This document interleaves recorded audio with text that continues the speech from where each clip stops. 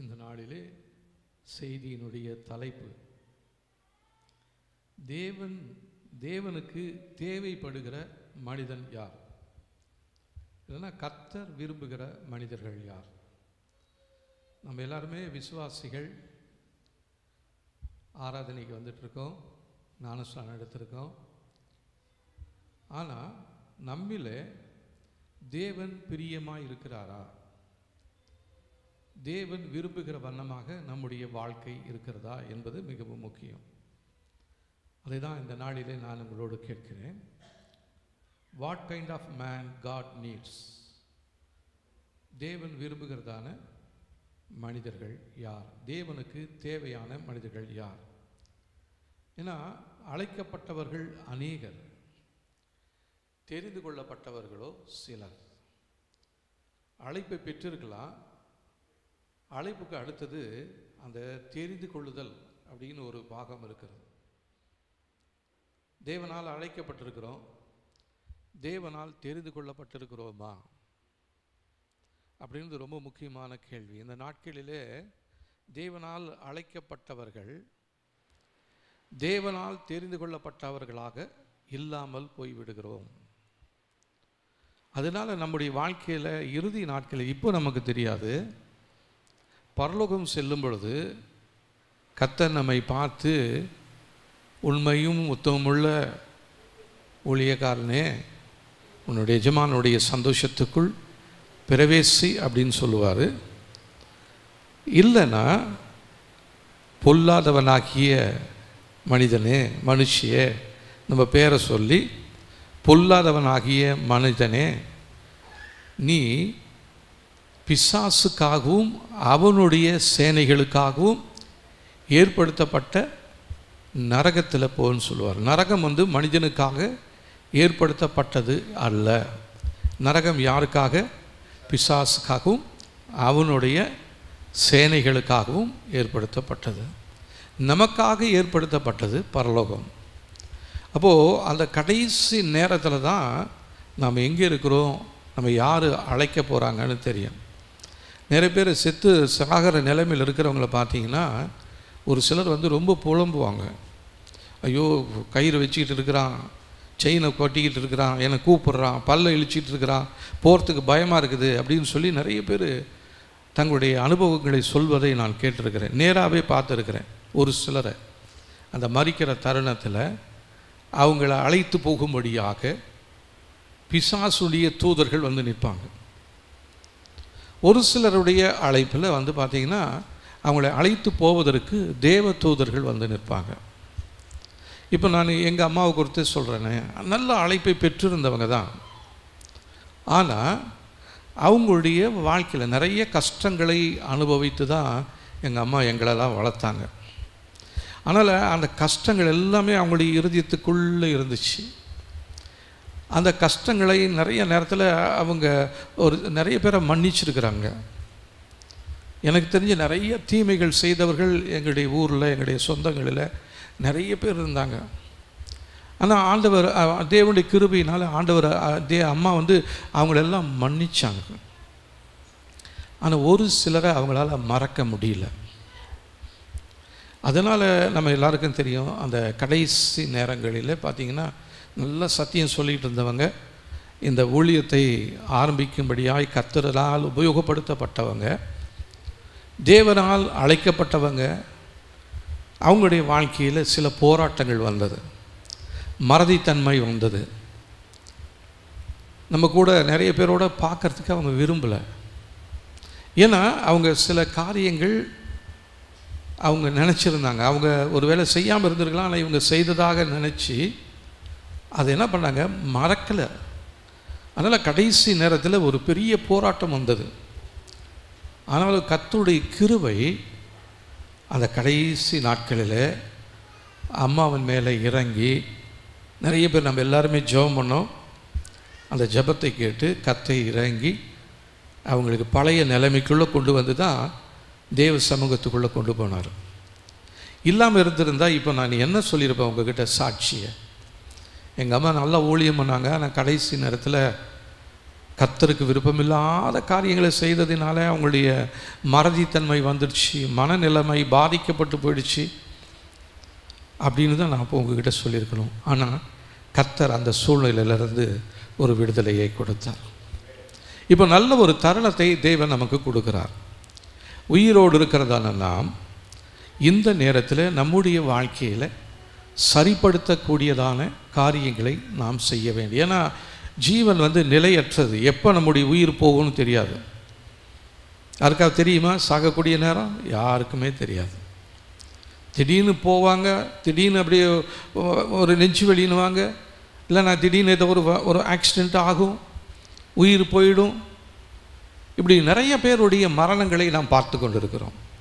இதெல்லாம் பார்த்தாலும் அந்த நேரத்தில் அப்படின்னு ஒரு உச்சி கொட்டிக்கிட்டு தான் இருக்கிறோம் மொழியை. நம்மளை அந்த இடத்துல வச்சு பார்க்குறோமா அப்படின்னு நமக்கு தெரியல. நம்ம நிறைய நேரத்தில் அதை மறந்து போயிடுறோம். இப்போ தேவ சமூகத்தில் நம்மளை வச்சு பார்க்க போகிறோம். தேவன் என்னை தெரிந்து கொண்டது உண்மை, என்னை அழைத்தது உண்மை அப்படின்னு யாரெல்லாம் சொல்ல முடியும் அப்படின்னு சொல்லி நான் கையை தூக்க சொன்ன எல்லாருமே தூக்கிடுவோம். ஆனால் தனிப்பட்ட வாழ்க்கையில் நம்ம உட்காந்துருந்தோம்னா அந்த வார்த்தை மனசு பேசும், நீ பொய் சொல்லிகிட்டு இருக்கிற, நீ தேவனால் அழைக்கப்பட்டவன் தான், தெரிந்து கொள்ளப்படவே இல்லையே அப்படின்னு நம்மளுடைய மனசாட்சியே நம்மளோட பேசும். வேறு யாரும் பேச வேண்டிய அவசியம் இல்லை. இப்போ உங்களுடைய மனசாட்சி உங்களோட பேசணும். தேவனால் அழைக்கப்பட்டவர்கள், தெரிந்து கொள்ளப்பட்டவர்கள், தேவனாலே தெரிந்து கொள்ளப்பட்டவர்களை தான் கர்த்தராலே எடுத்து உபயோகப்படுத்த முடியும். நிறைய பேர் ஒரு சில ஊழியக்காரர்களை பார்க்கணும். நான் கூட நினச்சிருக்கேன், பெரிய ஊழியக்காரங்களாம் ஜெபம் பண்ணும்பொழுது வியாதியெல்லாம் நல்லாவது, பேய் ஓடுது, பிசாசு ஓடுது, அதாவது இதாவது அப்படின்னோடனே நான் கூட நினச்சிருக்கேன், ஆண்டவரே நான் ஜெபம் பண்ணாலும் இந்த மாதிரி நடக்கணும் ஆண்டவரேன்னு. நீங்களும் நினச்சிருப்பீங்க இல்லைங்களா? ஆனால் அந்த நினைக்கிறதுக்கு முன்னாடி கர்த்தர் நம்மளை குறித்து என்ன நினைத்து கொண்டிருக்கிறார்? கர்த்தருடைய அபிஷேகத்தை பெற்றுக்கொண்டதான நாம், தேவனுடைய வாக்குத்தத்தங்களை பெற்றுக்கொண்டதான நாம் அந்த வார்த்தையில் நிலைத்திருக்கிறோமா? இல்லைன்னா கர்த்தர் விரும்பாத காரியங்கள் நம்முடைய வாழ்க்கையில் இருக்கிறதா? இது ஒவ்வொரு நாளும் நம்முடைய வாழ்க்கையில் நம்மளை கிராஸ் பண்ணிக்கிட்டு தான் போகுது. தேவன் விரும்பாத நிறைய செயல்கள் நம்முடைய வாழ்க்கையில் போய்கிட்டே இருக்குது. தேவன் விரும்புகிற ஏதோ ஒரு சில நற்காரியங்கள் நம்முடைய வாழ்க்கையிலே இருக்குது. ஆனால் இந்த நிறைய தேவனுக்கு விரும்பாத காரியங்கள் எல்லாத்தையும் தவிர்த்துட்டு தேவன் விரும்பினதான ஒரு சில காரியங்களை நம்ம ரொம்ப பெருசாக எடுத்துக்கிட்டு நானும் ஒரு விசுவாசி, நானும் ஒரு ஊழியக்காரன் அப்படின்னு நம்ம நிறைய நேரத்தில் நம்ம என்ன பண்ணிகிட்டு இருக்கிறோன்னா மற்றவங்களுக்கு போய் உற்சாகப்படுத்திக்கிட்டே இருக்கிறோம். இப்போது வசனம் என்ன சொல்லுதுன்னா, உங்களை விட அதிக ஆக்கினை யாருக்குன்னா போதகர்களுக்கு தான் அதிக ஆக்கினையாம். ஏன்னா உங்களுக்கு சொல்லி கொண்டிருக்கிறதான அதே வார்த்தை என் வாழ்க்கையில் செயல்படாமல் நான் மற்றவர்களுக்கு போதித்து கொண்டிருக்கும் பொழுது எனக்கு என்ன இருக்குதா, அதிக ஆக்கினை உண்டு. உங்களுக்கெல்லாம் ஒரு அடி அடித்தா எனக்கு 9 அடி அடிப்பார் ஆண்டவர். ஆண்டவர் அடிக்கிறவரா? கிருபை உள்ளவர் தான், நீதி செய்கிறவர். அதுக்காக பாவம் செய்தவனை பரிசுத்தவான்னு அவரால் ஏற்றுக்கொள்ள முடியாது. பாவம் செய்தவர்கள் பரிசுத்தமாகும்படி கர்த்தர் இந்த நாட்களிலே நமக்கு கிருபையாக இந்த கிருபையின் நாட்களை நமக்கு கொடுத்திருக்கிறார். அப்போ ஒவ்வொரு விஷயம் நம்ம பேசும் பொழுது தேவனுடைய வார்த்தைகள் நம்மோடு பேசி கொண்டு தான் இருக்கிறது. ஒவ்வொரு வாரமும் நம்ம தேவனுடைய வார்த்தைகளை கேட்டுக்கொண்டே இருக்கிறோம். ஒவ்வொரு செய்தியின் மூலமாகவும் தேவன் பேசுகிறார். பேசுகிறதான எத்தனை வார்த்தைகள் நம்முடைய இருதயத்துக்குள்ளே இருக்குது, நம்முடைய வாழ்க்கைக்குள்ளே இருக்குதுன்றத சற்று யோசித்து பார்த்தீங்களா? இவ்வளோ நாள் எவ்வளோ பிரசங்களை கேட்டிருக்கிறோம். ரட்சிக்கப்பட்டு எத்தனையோ வருடங்கள் ஆகிறது. இத்தனை வருடத்தில் எவ்வளோ செய்திகளை கேட்டிருக்கிறோம். அந்த செய்திகளில் ஏதோ 1, 2 உற்சாகப்படுத்தியிருக்கலாம், நமக்குள்ளே ஒரு தீர்மானம் எடுத்திருக்கலாம். அந்த தீர்மானம் ஒரு நாளோ, ஒரு மாதமோ, ஒரு வருஷமோ எடுத்திருக்கலாம். அதுக்கப்புறம் அந்த தீர்மானத்தை உடைத்து போட்டு விடுகிறோம். ஆண்டவரே நான் இனிமேல் ஒழுங்காக ஜெபம் பண்ணுவேன், ஒழுங்காக வேதம் வாசிப்பேன் அப்படின்னு நம்ம தீர்மானம் எடுத்திருக்கிறோம். ஆனால் எத்தனை பேர் ஒழுங்காக அந்த சொன்ன நாளிலிருந்து தவறாமல் நம்ம ஜெபம் பண்ணியிருக்கிறோம்? இல்லை. தேவனுடைய திட்டம் அதுவாக அல்ல. நம்மை குறித்து பரலோக ராஜ்யத்தில் நம்மை குறித்து ஒரு நோக்கம் தேவன் வைத்திருக்கிறார். உங்களுக்கென்று ஒரு வேலையை தேவன் கொடுத்திருக்கிறார். நீங்கள் உலக பிரகாரமான வேலையை அல்ல, உன்னதத்தினுடைய வேலையை செய்யும்படி கர்த்தர் உங்களையும் என்னையும் அழைத்திருக்கிறார். அதுக்காக என்ன மாத்திரம் ஊழியத்தில் அல்ல, நம்ம எல்லாரையுமே தேவன் ஊழியத்தில் செய்யும்படியாகவே தேவன் என்ன பண்ணியிருக்கிறார் தெரியுங்களா? தெரிந்து கொண்டிருக்கிறார். அப்போ நம்ம எப்படி செய்கிறது, என்ன பண்ணுறது, இது நமக்கு தெரிய மாட்டேங்குது. ஒரு சிலருடைய வேலைகளின் நிமித்தமாக நீங்கள் பிரச்சனைகளோடு போராட்டத்தோடு குடும்பத்தில் ஏற்பட்டதான சில நிகழ்வுகளினாலே அதிகமாக பாதிக்கப்பட்டு மன இறுக்கத்திலும் மன அழுத்தத்திலும் நீங்கள் இருந்து கொண்டிருக்கிறீங்க. கர்த்தர் அதை இந்த நேரத்தில் எனக்கு உணர்த்துகிறார். கர்த்தர் சொல்கிறார், நான் உன்னை அழைச்சிருக்கிறேன், நான் உன்னை தெரிந்து கொண்டிருக்கிறேன். ஆனால் நீ அழைத்த அழைப்பிலிருந்து தெரிந்து கொள்ளுதலிருந்து விட்டு விலகி போயிருக்கிற. அதனால தான் உன்னுடைய வாழ்க்கையில் இந்த போராட்டங்களும் பிரச்சனைகளும் உன்னுடைய வேலைகளிலே, உன்னுடைய தொழில்களிலே, உன்னுடைய சந்ததியில் இந்த பிரச்சனைகள் உன்னுடைய வாழ்க்கையில் இருக்கிறது. அதை என்னால் மாற்ற முடியும். உன்னுடைய வாழ்க்கையில் ஒரு புதிய உயர்வை கொடுக்க என்னால் முடியும். உன்னுடைய தொழிலில் ஒரு பெரிய புதிய எல்லையை நான் உனக்கு கொடுக்க போகிறேன்.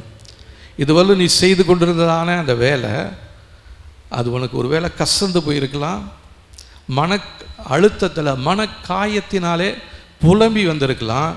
உன்னுடைய புலம்பலை ஆனந்த களிப்பாக மாற்றக்கூடிய வல்லமை என்னுடைய சமூகத்தில் உண்டு. ஹல்லேலூயா. நிறைய பேர் உங்களுடைய குடும்பத்தில் நடந்ததான சில காரியங்களை நினைத்து நீங்கள் அதிகமாக புலம்பி கொண்டிருக்கிறீங்க. உங்களுடைய மனசில் சமாதானம் இல்லை, அமைதல் இல்லை. அதை எங்கே சொல்கிறது, என்ன பண்ணுறதுன்னு தெரியாமல் ஒரு மாதிரி குழப்பத்தில் இருக்கிறீங்க. கர்த்தர் சொல்கிறார், உன்னுடைய குழப்பத்தை எல்லாம் நான் அறிந்திருக்கிறேன், உன்னுடைய வேதனைகளை நான் அறிந்திருக்கிறேன், உன்னுடைய வேதனையினுடைய ஆரம்பம் எங்கே இருக்கிறது என்று எனக்கு தெரியும். ஆனால் உனக்கு உன் வேதனை தான் தெரியும், உன் வேதனை எதனால் உனக்கு வந்ததுன்னு உனக்கு தெரியல. அதை நான் இந்த நாளிலே நான் உனக்கு உணர்த்துகிறேன். நீ உனக்குள்ள மறைந்திருக்கிறதான தீமையான காரியங்களை என்னுடைய சமூகத்தில் வெளிப்படுத்தும்படியாக நீ ஜெபிக்கும் பொழுது, நான் கடந்த நாட்களிலே உன்னுடைய வாழ்க்கையில் ஏற்பட்டதான எல்லா சூழ்நிலைகளுக்கும் எல்லா பிரச்சனைகளுக்கும் போராட்டங்களுக்கும் காரணம் எங்கே இருந்து வருகிறது என்று சொல்லி நான் உனக்கு தெரியப்படுத்துவேன். தெரிந்து கொண்டு அதை சரி செய்யும் பொழுது நீ என்னுடைய தெரிந்து கொள்ளுதலுக்குள்ளே நீ வந்துடுவ.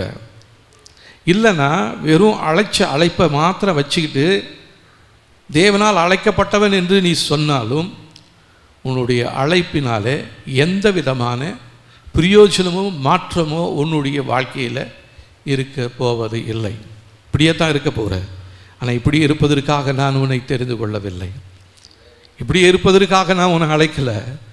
உன்னை ஆசீர்வதிக்கணும், உன்னை உயர்த்தணும், உன்னை மேன்மைப்படுத்தணுன்றது தான் என்னுடைய நோக்கமாக இருக்கிறது. ஆனால் என்னுடைய நோக்கத்திற்கு எதிராக நீ செயல்பட்டு கொண்டிருக்கிற.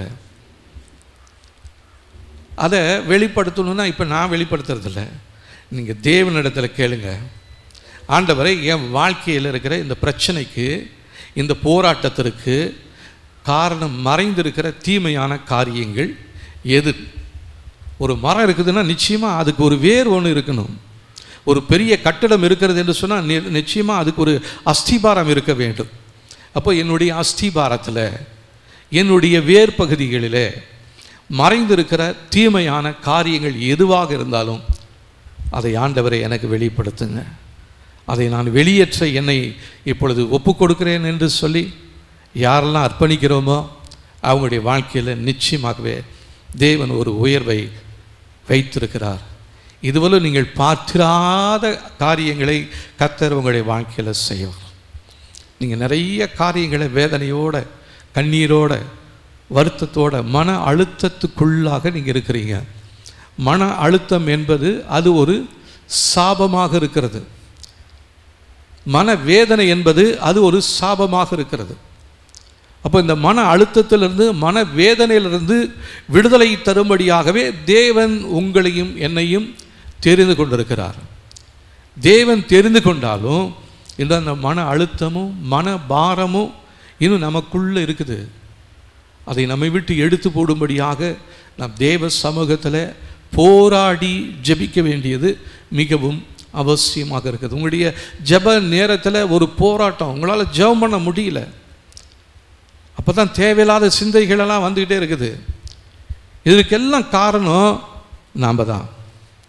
நம்ம பேசாமல் இருக்கிறதான பிசாசை பார்த்து, பிசாசு தான் என்னை ஜெபிக்க முடியாமல் பண்ணிடுறான், பிசாசு தான் எனக்கு குழப்பத்தை கொடுத்துட்றான் அப்படின்னு நம்ம அப்படி சொல்லக்கூடாது. பிசாசு ஒரு காரணம், நானும் ஒரு காரணமாக இருக்கிறேன். ஆண்டவரே, எனக்குள்ள தெளிந்த புத்தியுள்ள ஆவியை தாங்க அப்படின்னு சொல்லி நம்ம ஜெபிக்க வேண்டியது மிகவும் அவசியமாக இருக்கிறது. தேவன் நம்மை உருவாக்கினதான நோக்கத்தை குறித்து நம்ம 2 தீமோத்தேயு 1:7 வாசிக்கும் பொழுது தேவன் நம்மை எவ்விதமாக உருவாக்கினார் என்று சொல்லி இந்த வசனத்தில் நமக்கு நன்றாக தெரியும். இந்த வசனம் எல்லாத்துக்கும் நல்லா தெரியும். ஜெபிக்கிற பிள்ளைங்க எல்லாரும் இதை சொல்லி தான் ஜெபம் பண்ணுவோம். என்ன ஜெபம் பண்ணுவோம்? தேவன் நமக்கு பயமுள்ள ஆவியை கொடாமல் பலமும் அன்பும் தெளிந்த புத்தியும் உள்ள ஆவியையே கொடுத்திருக்கிறார். உங்களுக்கு கொடுத்திருக்கிறாரா? இல்லை கொடுக்க போகிறாரா? உங்களை எவ்விதமாக அழைத்திருக்கிறார்? இந்த இடத்துல 4 காரியங்களை நாம் பார்க்கிறோம். தேவன் அழைத்ததான உருவாக்கினதான மனிதன் யார் என்று பார்க்கிறோம். ஆனால் இன்றைக்கு எல்லாமே காரியங்கள் தலைகீழாக மாறிக்கொண்டிருக்கிறது. முதலாவது, அவர் நமக்கு பயமுள்ள ஆவியை கொடுக்கவில்லை. ஆனால் நமக்குள்ள பிரதானமாக இன்றைக்கி என்ன இருக்குதுன்னா பயம்தான் இருக்குது. எதிர்காலத்தை குறித்து, சந்ததியை குறித்து, தொழிலை குறித்து, என் பிள்ளை எப்படி மாறுவானோ தெரியலையே, என் பிள்ளையினுடைய நிலைமை மாறுமா, நான் வேலை செய்கிற இடத்துல இருக்கிற போராட்டங்கள் மாறுமா, என்னுடைய வியாபாரத்தில் ஒரு விருத்தி உண்டாகுமா, என் சந்ததி ஆசீர்வாதமான சந்ததியாக இருக்குமா, எனக்கு திருமணம் நடக்குமா, அப்படியே நடந்தாலும் அந்த திருமணம் நல்ல முறையில் இருக்குமா, இப்படி தான் நிறைய பேருடைய வாழ்க்கையில் தேவையில்லாத ஒரு பயம் இருக்கிறது. ஆனால் கர்த்தர் என்ன சொல்கிறாரு தம்முடைய வார்த்தையின் மூலமாக? தேவன் நமக்கு பயமுள்ள ஆவியை கொடாமல், அப்படின்னு நமக்கு என்ன கொடுத்துருக்கிறாரு? பயத்துக்கு எதிராக தைரியமான ஆவியை கர்த்தர் எனக்கு கொடுத்திருக்கிறார். இதுதான் தேவன் உருவாக்கக்கூடிய மனிதனுடைய வாழ்க்கை. இதுதான், பயம் இருக்கக்கூடாது. பயப்படுகிறவர்களும் அவிசுவாசிகளும் 2ஆம் மரணமாகிய அக்னி கடலிலே தள்ளப்படுவார்கள். அப்போ இந்த பயப்படுகிறவர்கள் யாரு? 2வது சொல்றாரு, பயப்படுகிறவர்களும் அவிசுவாசிகளும். அப்போ அந்த பயப்படுகிறவர் யாரு? விசுவாசின்னு சொல்றதான பயப்படுகிறவன். அவிசுவாசி அது அவனுக்குரியது, அவிசுவாசிக்கு சொந்தமானது, அவனுக்குள்ள இருக்குது. ஆனால் விசுவாசிகளுக்குள்ள தேவையில்லாத ஒன்று பயம். கர்த்தர் நம்மளை அழைக்கலையே அப்படி. கர்த்தர் நமக்கு பயமுள்ள ஆவியை கொடுக்கலையே, தைரியத்தை தானே கொடுத்துருக்கிறாரு. அதுவும் நீதிமான் எப்படி இருப்பானா, யாரை மாதிரி தைரியமாக இருப்பானா தெரியுங்களா? சிங்கத்தை போல. நீதிமானோ சிங்கத்தை போல தைரியமாக இருப்பான். அப்போ தேவன் நமக்கு பயமுள்ள ஆவியை கொடுக்கல. அடுத்ததா பலத்தின் ஆவியை கொடுத்திருக்கிறார்.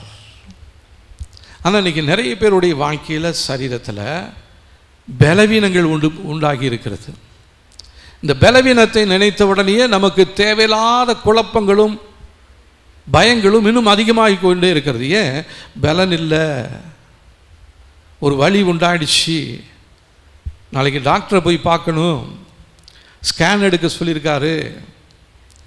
அப்போ இங்கே இப்பயே ஒரு பயம் வந்துடுது. பலம் இல்லாத ஒரு மனிதனாக மாறி விடுகிறோம். ஸ்கேனை இன்னும் எடுக்கலை, ஆனால் இவங்களுக்குள்ள ஸ்கேன் எடுத்த மாதிரியும் ஒரு கட்டி இருக்கிற மாதிரியும், அந்த கட்டி கேன்சர் கட்டி மாதிரியும், அதை ஆப்ரேஷனுக்காக சொல்கிற மாதிரியும், இப்படியெல்லாம் தேவையில்லாத பயங்கள் நம்முடைய வாழ்க்கையை கெடுத்து கொண்டே இருக்கிறது. ஒன்று தெரிஞ்சுக்குங்க, கர்த்தர் நமக்கு பயத்தின் ஆவியை கொடுக்கல, பலத்தை கொடுத்திருக்கிறார். அடுத்ததா அன்புள்ள ஆவி, அன்பை பாருங்க. பயத்தின் ஆவியை கொடாமல் பலமும் அன்பும். அது தெளிந்த புத்தி அப்புறம் பார்ப்போம். இப்போ முதலாவது அன்பின் ஆவி. இந்த அன்பின் ஆவியை தேவன் எங்கே ஊற்றிருக்கிறாரு? நம்முடைய இருதயத்துக்குள்ளே ஊற்றிருக்க. வேற எங்கேயாவது ஊற்றுனா கூட, ஆண்டவரே எங்கள் வீட்டில் வச்சுட்டு வந்துட்டேன், நீங்கள் கொடுத்த அன்பை அங்கெல்லாம் இந்த மனுஷங்கிட்ட காமிக்க முடியல, என் குடும்பத்தில் இருக்கிற போராட்டத்தில் அந்த அந்த அன்பின் ஆவி எங்கே வச்சிருக்கேனே தெரியல, அதனால நான் என்ன பண்ண போகிறேன்? சண்டை போட போகிறேன், கோபப்பட போகிறேன், எரிச்சல் பட போகிறேன், ஆத்திரப்பட போகிறேன் அப்படின்னு சொல்லி அந்த அன்பின் ஆவிக்கு பதிலாக நமக்குள்ள கசப்பின் ஆவி வந்துடுது. இதனால தான் தேவையில்லாத போராட்டங்களும் வாக்குவாதங்களும் பிரச்சனைகளும் குடும்பத்தை சீரழித்து கொண்டிருக்கிறது. அப்போ தேவன் நம்மை உருவாக்கி வைத்ததான அந்த நோக்கம், தேவன் நமக்கு பயத்தின் ஆவியை கொடுக்காமல் பலத்தின் ஆவியை கொடுத்திருக்கிறார், அன்பின் ஆவியை கொடுத்திருக்கிறார். அன்பில்லாததான நாம் இங்கே ஆலயத்துக்குள்ளே வந்த உடனே இப்போ நம்ம ஒரு பாட்டு பாடணும் இல்லைங்களா? அன்பின் ஆவியானவரே, விலையேற பெற்றவரே, எனையாளும் பரிசுத்தரே, நன்றி ஐயா. ஆனால் உள்ள என்ன இருக்குது சொல்லுங்க? அன்பின் ஆவி இருக்குதா? அப்போ எல்லாருமே பாடுறோம் அப்படின்னுட்டு என்ன பண்ணிட்டு இருக்கிறோம்? நம்ம பாடிக்கிட்டே இருக்கிறோம் இல்லைங்களா? இது எந்த விதத்தில் நியாயம்? நம்மளை ஆண்டவர் உண்மையாக நம்ம நிலைமையில் இருந்திருந்தா, நாம் ஆண்டவராக இருந்திருந்தா ஓங்கி ஒரு அறை விட்டுருப்பேன் இல்லையா? நான் கொடுத்த அன்பை விட்டுட்டேன், ஆனால் இங்கே வந்து என்ன பண்ணிட்டு இருக்கிறேன்? என்ன பார்த்து? அன்பின் ஆவின்னு பாடுறியே, உனக்கு நியாயமாக இருக்கா?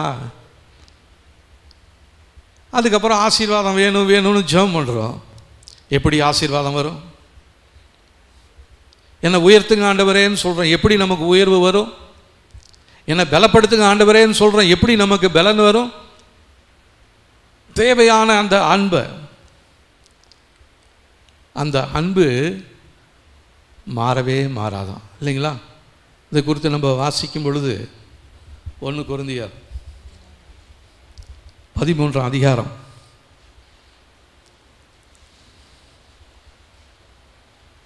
1-8 வசனங்களை வாசிக்கலாம் பாருங்க. எல்லாம் எடுத்துக்குங்க. 1 கொரிந்தியர் 13ஆம் அதிகாரம் 1-8 வசனங்களை நாம் வாசிக்க போகிறோம். நிறுத்தி நிதானமாக நம்ம வாசிக்க போகிறோம். எல்லோரும் எடுத்துட்டிங்களா? 239வது பக்கத்தில் இருக்குது. எல்லாம் எடுத்துக்குங்க. நம்ம வாசிக்க போகிறோம். வாசிக்கலாமா? நான் மனுஷர் பாஷைகளையும் தூதர் பாஷைகளையும் பேசினாலும் அன்பு எனக்கு இராவிட்டால் சத்தமிடுகிற வெண்கலம் போலவும் ஓசையிடுகிற கைத்தாளவும் போலவும் இருப்பேன். என்ன சொல்கிறாரு? நான் மனுஷ பாஷைய தூத பாஷைய பேசினாலும் அன்பு எனக்கு இராவிட்டால். இப்போ நிறைய பேர் சொல்கிறாங்க, நீங்கள் ராத்திரியில் பண்ணுற ஜெபம் அந்நிய பாஷையிலே பேசிட்டு இருக்கிறீங்க, எங்களுக்கு ஒன்றுமே புரிய மாட்டேனுது, அந்த நேரத்தில் நாங்கள் என்ன பண்ணுறதுன்னு தெரியல. ஆனால் நிறைய பேர் அந்நிய பாஷை பேசுகிறவங்க தேவனுடைய அன்பு இல்லாமல் இருக்கிறாங்க. தூத பாஷைகளை பேசிகிட்டே இருக்கிறாங்க, தேவனுடைய அன்பு இல்லாமல் இருக்கிறாங்க. அப்போது நம்முடைய வாழ்க்கையில் ஆவியினுடைய அபிஷேகம் பெற முடியாதபடிக்கு காணப்படுகிற அநேக காரணங்கள் உண்டு. அதில் ஒரு காரணம் நம்முடைய வாழ்க்கையில் அன்பில்லாமல் போய்விடுகிறது. அப்போது அன்பு இல்லாமல் நம்முடைய வாழ்க்கையில் என்ன பண்ணக்கூடாது? நம்ம ஜெபிக்கவே கூடாது. ஆண்டவரே எனக்கு அந்நிய பாஷை கொடுங்க. முதலாவது நமக்குள்ள அன்பு இருக்குதான்னு பார்ப்போம். என்ன சொல்கிறீங்க? தேவன் என்னை எதற்காக அழைத்தார்? என்னை எவ்விதமாக உருவாக்கினார்? பயத்தின் ஆவியை கொடுக்கல, பலமும் அன்பும் தெளிந்த புத்தியும் உள்ள ஆவியையே கொடுத்திருக்கிறார். அப்போது இந்த ஆவியை சரியாக உபயோகப்படுத்தாத நாம் தேவனுடைய ஆவியானுடைய வரத்தை பெற்றுக்கொண்டா, இல்லைன்னா கர்த்தர் உங்களுக்கு கொடுத்தாருன்னா, அதனால் நீங்கள் என்ன செய்ய போகிறீங்க? அதனால் தேவனுக்கு என்ன பிரயோஜனம் இருக்கிறது? என்ன சொல்கிறாரு?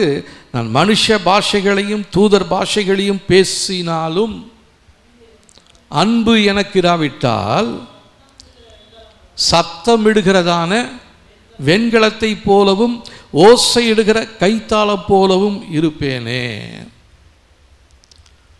சத்தமிடுகிற வெண்கலம் சும்மா லேசாக ஒரு தட்டு தட்டுனா போதும், அப்படியே அது சத்தம் பார்த்தீங்கன்னா அப்படியே பரவிக்கிட்டே போயிட்டே இருக்கும்.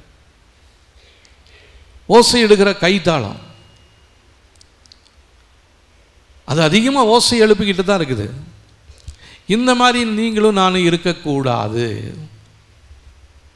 மனுஷ பாஷையை பேசினாலும் தூத பாஷையை பேசினாலும் அந்நிய பாஷையை பேசினாலும் அன்பு எனக்கு இராவிட்டால் ஓசையிடுகிறதானே சத்தமிடுகிற வெண்கலத்தை போலவும் ஓசையிடுகிற கைத்தாளத்தை போலவும் இருப்பேன். அடுத்ததா, நான் தீர்க்கதரிசன வரத்தை உடையவனாயிருந்து சகல இரகசியங்களையும் சகல அறிவையும் அறிந்தாலும் மலைகளை பெருக்கத்தக்க சகல விசுவாசம் உள்ளவனாயிருந்தாலும் அன்பு எனக்கு இராவிட்டால் நான் ஒன்றும் இல்லை. அப்போ நிறைய காரியங்களை நமக்கு ஆண்டவர் சொப்பனத்தின் மூலமாக விளக்குறார். அது மற்றவங்களை குறித்து நல்லா சொல்கிறார் இல்லைங்களா? ஒரு சிலருக்கு பார்த்தீங்கன்னா அந்த ஒரு கிருபை இருக்கிறது. அவங்க சொல்லுவாங்க, இந்த மாதிரி நான் ஒரு கனவு கண்டேன் உங்களுடைய வாழ்க்கையை குறித்து, இல்லைன்னா சபையில் இப்படி ஒரு காரியத்தை பார்த்தேன். நிறைய பேர் இப்படி அந்த அந்த அந்த வரங்களை உடையவர்களுக்கு ஆண்டவர் வெளிப்படுத்தி கொண்டிருக்கிறார். அப்போ இந்த வரங்கள் எல்லாம் இருந்தாலும் அன்பு எனக்கு இல்லைன்னா எந்த பிரயோஜனமுமே இல்லை. அடுத்ததா, எனக்கு உண்டான யாவற்றையும் நான் அன்னதானம் பண்ணினாலும் என் சரீரத்தை சுட்டரிக்கப்படுவதற்கு கொடுத்தாலும் அன்பு எனக்கு இராவிட்டால் எனக்கு பிரயோஜனம் ஒன்றும் இல்லை.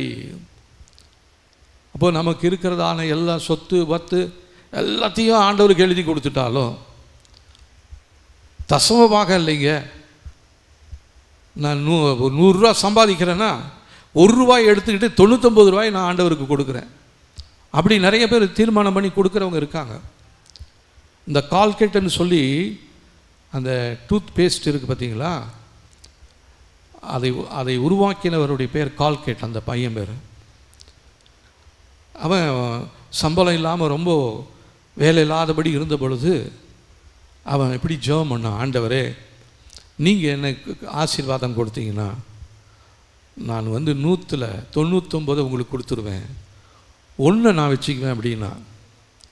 இன்றைக்கி உலகம் முழுசும் புகழ்பெற்றதான ஒரு நிறுவனமாக அந்த கோல்கேட் இருக்கிறது. இப்போ அவன் தைரியமாக சொல்கிறாரு, நான் 100க்கு 1 அல்ல 100க்கு 99 கொடுத்துறேன். ஆனால் எல்லாம் கொடுத்தாலும் அன்பு இல்லைன்னு வச்சிங்க, அதனால் எந்த பிரயோஜனமுமே இல்லையா? பாருங்க, அன்பு எனக்கு இராவிட்டால் எனக்கு பிரயோஜனம் ஒன்றும் இல்லை. அப்போ நம்ம இதுவரையில் ஓடினதான ஓட்டம், ஆராதனை, கொடுத்த காணிக்க, அதில் ஏதாவது பிரயோஜனம் இருந்துச்சுன்னு நினைக்கிறீங்க? அன்பு இல்லாதவங்களுக்கு பிரயோஜனமே கிடையாது. அப்போது நாங்கள் ஜெபம் பண்ணுறோம், ஆண்டவரே இந்த இடத்துல வந்து காணிக்கை கொடுக்குறவங்க, இந்த ஊழியத்தை தாங்கிறவங்க ஒவ்வொருத்தருக்காக நாங்கள் ஒவ்வொரு நாளும் ஜெபம் பண்ணுறோம். இதில் ஜெபத்தில் தாங்கிறவங்க இருக்கிறாங்க, கொடுக்கறதில் தாங்கிறவங்க இருக்கிறாங்க, உழைக்கிறதில் தாங்கிறவங்க இருக்காங்க, சபைக்கு வந்து நிறைய வேலை செய்து கொடுக்குறவங்க இருக்காங்க. அப்போது நாங்கள் ஒவ்வொரு நாளும் ஜெபம் பண்ணுறோம், ஆண்டவரே அவங்க உங்களுக்காக செய்ததான இந்த காரியங்களை நீர் மறந்து போவதற்கு நீர் அநீதியுள்ள தேவன் அல்லவே அல்ல ஆண்டவரே. அவர்களை வானத்தின் பலகணிகளை திறந்து இடம் கொள்ளாமல் போகும் மட்டும் அவளை ஆசீர்வதிங்க ஆண்டவரேன்னு சொல்லி நாங்கள் ஜெபம் பண்ணிகிட்டே இருக்கிறோம். ஆனால் இன்னுமே காணிக்கை கொடுத்துட்டு இருக்கிறதான அநேகருடைய வாழ்க்கையில் கடன் மாற மாட்டேனுது. தேவனுக்கு கொடுத்து இறந்து திரிகிறவர்கள் யாராவது இருக்காங்களா அப்படின்னா யாருமே கிடையாது. கர்த்தருக்காக கொடுத்து கர்த்தருக்கு கொடுக்கிறவர்கள் மற்ற இடத்துல போய் கையேந்தி நிற்க மாட்டார்கள், உறுதியாக சொல்ல முடியும். ஆனால் கர்த்தருக்கு கொடுத்துமே எங்களுடைய வாழ்க்கையில் பொருளாதாரத்தில் ஒரு ஆசீர்வாதம் இல்லாதபடிக்கு இன்னும் நாங்கள் நிறைய பேர்கிட்ட போய் கடன் வாங்கிக்கிட்டே இருக்கிறோம். ஒரு சிலர் பார்த்தீங்கன்னா கடன் வாங்கி காணிக்க கொடுக்குறவங்க இருக்காங்க. அப்படி கொடுக்கக்கூடாது, கடன் வாங்கி கொடுக்கவே கூடாது. ஒரு விஷயம், நான் இதற்கு முன்னாடி இருந்த சபையில் அருமையான ஊழியக்காரர், அவரோட நானும் ஒரு வீட்டுக்கு விசிட்டிங் போயிருந்தோம். அந்த வீட்டில் 3 சகோதரிகள் இருந்தாங்க. நாங்கள் வந்தவொடனே பாஸ்டர் வந்திருக்காங்கன்னு ஒருத்தர் போனாங்க, ஒருத்தர் பால் வாங்கிட்டு வந்தாங்க, ஒருத்தர் டீ போட்டாங்க, கொடுத்துட்டு அதுக்கப்புறம் 3 பேருமே போய் உள்ளே போய் பேசுகிறாங்க. எங்கள் காது கேட்குது, பாஸ்டர் வந்திருக்கிறாரு, கொடுக்கறதுக்கு எல்லாமே இல்லை, அதனால் நீ என்ன பண்ணு, பக்கத்து வீட்டில் போய் ஒரு 50 ரூபா வாங்கிட்டு வா, பாஸ்டருக்கு காணிக்க கொடுக்கணும் அப்படின்னு பேசுகிறது வந்து எங்கள் காதில் விழுது. அப்போ எனக்கு மேலே இருந்ததான அந்த பாஸ்டர் சொன்னார், பாரு இவங்களுடைய சூழ்நிலையை, இப்போ நம்ம காணிக்கை கொடுக்கறதுக்காக இவங்க கடன் வாங்க போகிறாங்க, போய் என்ன கடன் கேட்பாங்கன்னு வச்சு நினச்சிக்கிறீங்க? பக்கத்து வீட்டில் போய் எங்கள் பாஸ்டர் வந்திருக்கிறாரு, கொடுக்கறதுக்கு காணிக்கல, அதனால் கைமாத்தா ஒரு 50 ரூபா கொடுங்க அப்படின்னு கேட்டால் அந்த அம்மா எப்படி இருப்பாங்க, என்ன யோசிப்பாங்க? இவங்க என்ன உழுந்து ஜெபம் பண்ணுறாங்க, ஞாயிற்றுக்கிழமையானால் கோயிலுக்கு போயிடுறாங்க, தசமபாகம் கொடுக்குறாங்க, ஆனால் இந்த பாஸ்டருக்கு கொடுக்கறதுக்கு இப்போ நம்மக்கிட்ட வந்து காணிக்க வாங்குறாங்களே. இதை பாஸ்டர் கேட்டுட்டு என்ன பண்ணார், அந்த சிஸ்டர் வெளியே போனாங்க. சிஸ்டர் கொஞ்ச நேரம் நில்லுங்க அப்படின்னாரு. எங்கே போகிறீங்க? இதை இங்கே வெளியே போயிட்டு வரீங்க, எதுக்கு போகிறீங்க அப்படின்னாரு. இல்லை சொல்லுங்கள், எதுக்கு தான் சொல்லுங்களேன். இல்லை உங்களுக்கு காணிக்க கொடுக்கறதுக்கு காசு இல்லை. சரி, அதனால் பக்கத்து வீட்டில் போய் வாங்கிட்டு வர சொல்லி எங்கள் அக்கா அனுப்பிச்சாங்க. தயவு செஞ்சு போகாதீங்க, வாங்காதீங்க, நீங்கள் கொடுத்தாலும் நாங்கள் வாங்க மாட்டோம் அப்படின்னாரு. அது என்னை ரொம்ப ஒரு ப்ரிக் பண்ணிச்சு என்ன. அப்போது ஒரு காணிக்க போடுறதுக்கு கூட நிறைய பேர் என்ன பண்ணிடுறாங்கன்னா கடன் வாங்கிட்டு வராங்க. ஒரு சிஸ்டர் அன்றைக்கி சொன்னாங்க, இங்கே நம்ம சபையில் ஏன் போன வாரம் வரல, காணிக்க போடுறதுக்கு கூட காசு இல்லைங்க. இது சொல்கிறதுக்கு கேட்குறதுக்கு ரொம்ப பாவமாக இருக்குது. காணிக்க போடுறதுக்கு காசு இல்லையா, அதனால் அவங்களால ஆராதனைக்கு வர முடியலையா. அப்போ ஆண்டவர் இங்கே என்ன வருத்தப்பட்டு காணிக்கையாக கேட்டுட்டு இருக்கிறாரு? ஆண்டவர் கேட்குறதெல்லாம் அவங்களுடைய இருதயத்தை கேட்குறாரு. அந்த இருதயமும் வறண்டு போன இருதயமாக இருக்கக்கூடாது, காய்ந்து போன இருதயமாக இருக்கக்கூடாது, அன்பு நிறைந்த ஒரு இருதயமாக இருக்க வேண்டும். அந்த அன்பு நிறைந்ததான இருதயத்தோடு நீங்கள் ஒரு பைசா கொடுத்தா கூட அது பரலோக ராஜ்யத்தில் மிகுதியான பலனை கொடுக்கும். போன வாரத்தில் பில்லி பிரசங்கம் பண்ணும்பொழுது அந்த ஏழை விதவை எத்தனை காசு போட்டாங்க? 2 காசு. அதை குறித்து ஒரு வரலாறு என்ன சொல்லுது அப்படின்னா, அந்த 2 காசு அந்த ஆலயத்தினுடைய அந்த கதவில் ஒரு சின்ன ஓட்டை ஒன்று வந்துருச்சான். அந்த ஓட்டையை அடைப்பதற்கு அவங்களும் என்னமோ பண்ணிகிட்டு இருந்தாங்க. ஆனால் அந்த நேரத்தில் இந்த காணிக்கை பெட்டியிலேருந்து எடுத்ததான இந்த 2 காசு இருக்குது பாருங்கள், இது சரியாக அந்த ஓட்டையை அடைக்கக்கூடியதாக இருந்துச்சான். அதனால் அந்த ஓட்டையை அடைச்சாங்களாம். ஒரு வரலாறு இப்படி சொல்லுது. அப்போ பாருங்கள், அப்போ மற்றவங்க கொடுத்த காணிக்கையெல்லாம் கதவு செய்கிறதுக்கோ, ஜன்னல் செய்கிறதுக்கோ, ஆடு வாங்கிறதுக்கோ, கோழி வாங்கிறதுக்கோலாம் உதவி செஞ்சிச்சு. அது சாப்பிட்டுட்டு நம்மளும் மறந்துட்டோம். ஆனால் இந்த ஏழை விதவை போட்டதான அந்த காசு அந்த ஆலயத்தினுடைய கதவியினுடைய துவாரத்தை அடைத்தது. ஒரு நாளும் ஆயிரக்கணக்கான ஜனங்க அது வழியாக வந்திருப்பாங்க. அப்போ அந்த காசை பார்த்துருப்பாங்க, இல்லைன்னா அந்த காசு கூட பார்த்து பேசியிருக்கோம். நான் யார் தெரியுமா? அந்த அம்மா பேரை சொல்லி, இவங்க போட்டதான அந்த 2 காசு தான் நான் உங்களோட பேசுகிறேன் அப்படின்னு இருக்கும். ஆனால் நிறைய பேருக்கு காது இருந்தாலும் காது கேட்க மாட்டேங்குது, கண் இருந்தாலும் கண்ணு பார்க்க மாட்டேங்குது. இதை தான் ஆண்டவர் சொல்கிறாரு, காணாத கண்கள், கேட்காத காதுகள், நிறைய பேருக்கு பேசாத வாய்கள். ஆண்டவருக்காக தைரியமாக பேசணுமா இல்லையா? பேசக்கூடியது இல்லை. ஏன்னா அதனால் எந்த பிரயோஜனமுமே இல்லை. அன்பு நமக்குள்ளே இல்லைன்னா நம்ம ஆலயத்துக்குள்ளே இன்னும் 50 வருஷம் இல்லை, இன்னும் 500 வருஷம் வந்தாலும் எந்த ஒரு பிரயோஜனமுமே தேவனுக்கு இருக்காது, ஊழியத்திலையும் இருக்காது. அதனால் நான் என்ன சொல்கிறேன் அப்படின்னா, உங்களை எல்லாத்தையும் அன்னதானம் பண்ணாலும் பாருங்க,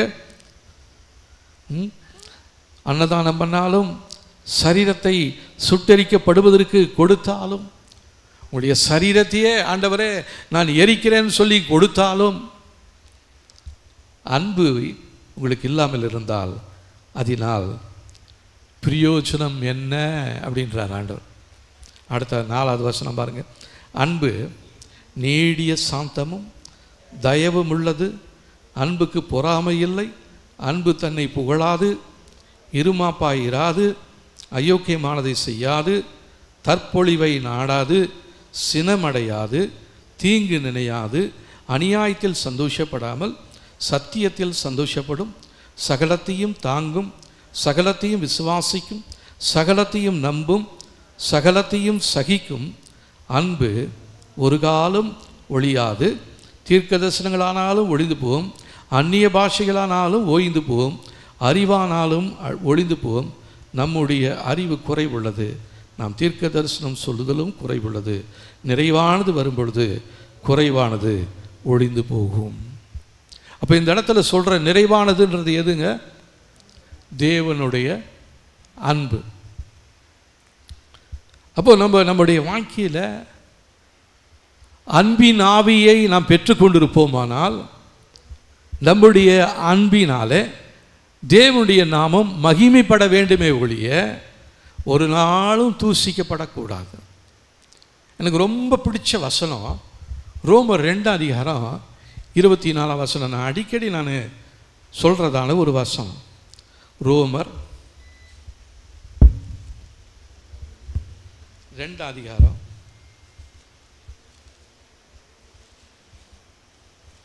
24 வசனம். 209வது பக்கத்தில் இருக்குது. எடுத்துக்குங்க. இந்த வசனத்தை நல்லா அழுத்தி அழுத்தி அழுத்தி அழுத்தி கோடு போட்டுக்குங்க. நீங்கள் எதை மறந்தாலும் இந்த வசனத்தை நீங்கள் மறக்கக்கூடாது. என்ன வசனம்? எழுதியிருக்கிறபடி தேவனுடைய நாமம் புறஜாதிகளுக்குள்ளே உங்கள் மூலமாக தூஷிக்கப்படுகிறதே. ஏன்னா அடிக்கடி இந்த வார்த்தை என்னோட பேசிகிட்டே இருக்கும். எங்கேயாவது போய் ஒரு கோபம், ஒரு அத்தனை வந்துருச்சுன்னு வச்சுங்க, இந்த வசனம் என்னோட பேசும். உன் நிமித்தமாக புறஜாதிகளிடத்தில் என் நாமம் தூஷிக்கப்பட வேண்டுமா? அந்த கேள்வி வந்தோடனே அப்படியே உள்ளத்து பொங்கி கொப்புளிச்சு வருகிற வார்த்தை அப்படியே டக்குன்னு அமைதலாயிடும். அப்போ அப்போ நிறைய நேரத்தில் நமக்கு கோபம் வருது பார்த்தீங்களா? அந்த நேரத்தில் இந்த வசனத்தை கொஞ்சம் யோசித்து பாருங்கள். இன்றைக்கி காலையில் கூட ஒரு சகோதரர் சொன்னார். அவர் என்ன சொன்னார்னா, கடந்த நாட்களில் இந்த சகோதரரோடு வந்து ஒருத்தர் கோபமான வார்த்தைகளை பேசிட்டு போயிட்டாராம். அதுக்கப்புறமா சமீபத்தில் திருப்பி அந்த சகோதரன் வந்த பொழுது அந்த சகோதரன் சொன்னாராம், ஏய்யா நீ இன்றைக்கி இவ்வளோ நல்லா பேசுகிற, ஆனால் அன்னைக்கு நீ என்ன பண்ணிட்ட, அப்படியே வல்லு வல்லு வல்லுன்னு இல்லை குதிச்ச. இப்போ அவர் சொன்னாராம், என் வேலை இடத்துல நீ வந்து பார்த்தீங்கன்னா தெரியும், ஒரு ஒரு ஒரு பலகாரமும் ஒரு டீயும் வாங்கிறதுக்கு காலையில் வந்து 500 ரூபாயை கொண்டு வந்து கொடுப்பாங்களா. சில்லறையில் எடுத்துகிட்டு போ அப்படின்னுவார் இவர். இப்படி ஒவ்வொருத்தரும் பேசிகிட்டு இருந்தால் இவருக்கு மாத்திரம் எவ்வளோ நேரம் தாங்கும்? டென்ஷன் ஆகிடுவார் இல்லையா? ஆனால் அன்றைக்கி ரொம்ப கூலாக இருந்திருக்கிறார். அப்போ அந்த சகோதரன் சொன்னாரா, நீ அன்னைக்கு வந்தப்போ பேசின பாரு, உன்னெல்லாம் நான் ஒரு மனுஷனாகவே மதிக்கலை, ஆனால் இப்போ நான் உங்கள்கிட்ட பேசுகிறேன் அப்படின்னு. அப்போது இந்த மாதிரி ஒவ்வொருத்தரும் நம்மக்கிட்ட வந்து சொன்னாங்கன்னு வச்சுக்கோங்க, நான் உன்னை ஒரு மனுஷனாகவே மதிக்கலை அப்படின்னா நமக்கு என்ன பண்ணும்? இன்னும் ஆத்திரம் அதிகமாக வரும். இன்னும் நல்ல வார்த்தை பேசிக்கிட்டு இருந்தவங்க அடுத்து என்ன பண்ணிவிடுவோம்? கெட்ட வார்த்தை பேச ஆரம்பிச்சிடும். அப்போது நம்மளை தூண்டி விடணும்னு பிசாசு டைரெக்டாக வரமாட்டான். சில மனிதர்கள் மூலமாக, குடும்பத்தில் இருக்கிறதான ஒரு சிலர் மூலமாக, அல்லது வேலை செய்கிற இடத்துல இருக்கிற ஒருத்தர் மூலமாக, அல்லது பஸ்ஸில் நம்மளோடு பிரயாணம் பட போகிற ஒருத்தர் மூலமாக பிசாசு நம்மளை வந்து ஒவ்வொரு நாளும் நோண்டிக்கிட்டே இருக்கிறான். ஏன் தெரியுங்களா? உங்கள் நிமித்தமாக தேவனுடைய நாமம் புறஜாதிகளுக்குள்ளே தூஷிக்கப்பட வேண்டும் என்பது தான் அவனுடைய நோக்கமே. அப்போ நம்ம ஒவ்வொரு நாளும் எவ்வளோ ஜாக்கிரதையாக இருங்க பாருங்க. நம்முடைய இருதயம் தேவனுடைய அன்பினாலே நிரம்பி இருக்க வேண்டும். ஒரு பாடல் ஒன்று, அருமையான பாட்டு ஒன்று இருக்குது. அந்த பாட்டு, என்னுள்ளம் தேவன்பால் பொங்கி வழியுதே, இயேசனை ரட்சித்தார் நான் ஆடி பாடுவே, எவரும் அறியாரே என்னுள்ளம் பொங்குதே, என்னுள்ளம் பொங்கி பொங்கி பொங்கி பொங்கி வழியுதே, என்னுள்ளம் தேவன்பால் பொங்கி வழியுதே, இயேசனை ரட்சித்தார் நான் ஆடி பாடுவேன், எவரும் அறியாரே என்னுள்ளம் பொங்குதே, என்னுள்ளம் பொங்கி பொங்கி பொங்கி பொங்கி வழியுதே, சந்தோஷம் பொங்குதே, சந்தோஷம் பொங்குதே, சந்தோஷம் என்னில் பொங்குதே, அல்லேலூயா. இயேசு என்னை ரட்சித்தார், முற்றும் என்னை மாற்றினார், சந்தோஷம் என்னில் பொங்குதே, சந்தோஷம் பொங்குதே, சந்தோஷம் பொங்குதே, சந்தோஷம் என்னில் பொங்குதே, அல்லேலூயா. இயேசு என்னை ரட்சித்தார், முற்றும் என்னை மாற்றினார், சந்தோஷம் என்னில் பொங்குதே, வழி தப்பி நான் தீரிந்தேன், பாவ பழி அதை சுமந்தடைந்தேன், வழி தப்பி நான் தீரிந்தேன், பாவ பழி அதை சுமந்தடைந்தேன், அவர் அன்பு குரலே அழைத்தது என்னையே, அவர் அன்பு குரலே அழைத்தது என்னையே, அந்த இன்ப நாளில் எந்த பாவம் நீங்கிற்றே, அந்த இன்ப நாளில் எந்த பாவம் நீங்கிற்றே, சந்தோஷம் பொங்குதே, சந்தோஷம் பொங்குதே, சந்தோஷம் என்னில் பொங்குதே, அல்லேலூயா. இயேசு என்னை ரட்சித்தார், முற்றும் என்னை மாற்றினார், சந்தோஷம் என்னில் பொங்குதே, சத்துரு சோதித்திட தேவவு தரவுடன் வருவார். சத்துரு சோதித்திட தேவவு தரவுடன் வருவார். ஆனால் இயேசு கைவிடார், தானாய் வந்து ரட்சிப்பார். ஆனால் இயேசு கைவிடார், தானாய் வந்து ரட்சிப்பார். அந்த நல்ல இயேசு எந்த சொந்தமானாரே, அந்த நல்ல இயேசு எந்த சொந்தமானாரே. சந்தோஷம் பொங்குதே, சந்தோஷம் பொங்குதே, சந்தோஷம் என்னில் பொங்குதே. அல்லேலூயா, இயேசு என்னை ரட்சித்தார், சந்தோஷம் என்னில் பொங்குதே. இப்போ நம்ம பாடின பாட்டை கொஞ்சம் அப்படியே யோசித்து பார்க்கலாமா? நமக்குள்ள என்ன பொங்குது? மற்றவங்களை நினைச்சா, ஒன்று நினைச்சனாவே அப்படியே என் வயிறு வாய் எரியுது பாரு, இல்லை? ஆனால் சந்தோஷம் பொங்குதா? இல்லை. அப்படின்னு என்ன அர்த்தம் அப்படின்னா, நமக்குள்ள ஆண்டவர் அழைத்ததான அந்த அழைப்பை விட்டு நான் விலகிவிட்டேன். ஏன்னா ஆண்டவர் என்னை அழைச்ச பொழுது எனக்கு பயத்தின் ஆவியை கொடுக்கல, பலத்தை கொடுத்தாரு, அன்பை கொடுத்தாரு. அடுத்ததை கடைசியா தெளிந்த புத்தியுள்ள ஆவியை கொடுத்திருக்கிறார். நம்ம பிள்ளைங்க கொஞ்சம் நம்ம விரும்பாத காரியத்தை செய்கிறாங்கன்னு வச்சிங்களேன், நம்ம என்ன சொல்லுவோம்?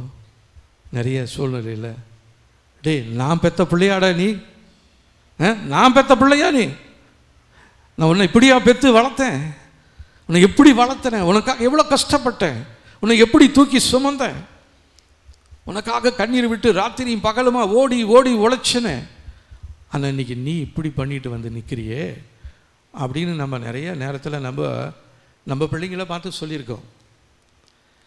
இப்போ நம்மளுடைய அப்பா என்ன சொல்கிறாரு? ஏய், நான் உன்னை அழைச்சது எப்படிப்பட்டது தேவன் தெரியுமா, எப்படிப்பட்டவன் தெரியுமா, உனக்கு எதெல்லாம் கொடுத்து அழைச்சிருக்கிறேன் தெரியுமா? பயந்த நேரத்தில் உனக்கு பயத்தின் ஆவியை கொடுக்காம பலமும் அன்பும் தெளிந்த புத்தியும் உள்ள ஆவியை கொடுத்துருக்கிறேன். இப்போ தெளிந்த புத்தின்னா என்ன ஆவி அது?